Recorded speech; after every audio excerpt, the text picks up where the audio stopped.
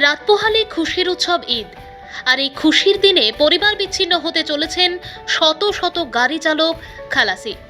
মেঘালয় সরকারের ব্যর্থতায় মরণ ফাঁদের রূপ নিয়েছে কালো হিরে সাম্রাজ্যের ৬ নং জাতীয় সড়কটি।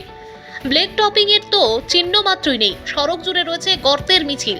আর এইসব গর্তে আটকে রয়েছে বরাক বহি বরাকের শত শত গাড়ি চালক ও খালাসি। কখন যে এই সড়কের নরক যন্ত্রণা থেকে পরিত্রাণ মিলবে তার কোনো নিশ্চয়তা নেই।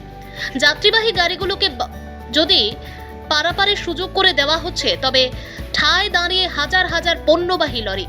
গত 5 দিন যাবৎ চাকাই নড়ছে না, ফলে আটকা পড়া যাত্রী সহ চালক খালাসিদের দেখা দিয়েছে খাদ্য সংকট। অসুস্থ হয়ে পড়েছেন অনেকেই। সম্ভবত খুশির উৎসব ঈদ কাটবে কর্দমাক্ত পথেই।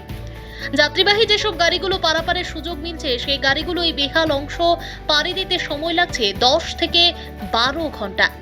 এদিকে রাত পোহালে ঈদ, এই খুশির ঈদে পরিবারের পাশে থাকা প্রায় অনিশ্চিতই বলা যায় ওই চালক খালাসিদের।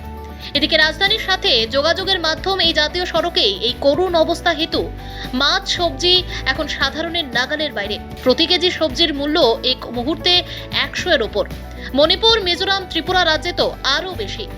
আরও কয়েকদিন এভাবে চলতে থাকলে বরাক জুড়ে তীব্র খাদ্য সংকট দেখা দেওয়ার আশঙ্কা অমূলক নয়। ধারা বর্ষণে রেলপথে দফায় ধস পতন, অনিশ্চয়তার মুখে সড়কপথ, ফলে চরম বিপাকে বরাক সহ প্রতিবেশী রাজ্যগুলো, কারণ আকাশপথ তো সাধারণের নাগালের বাইরে।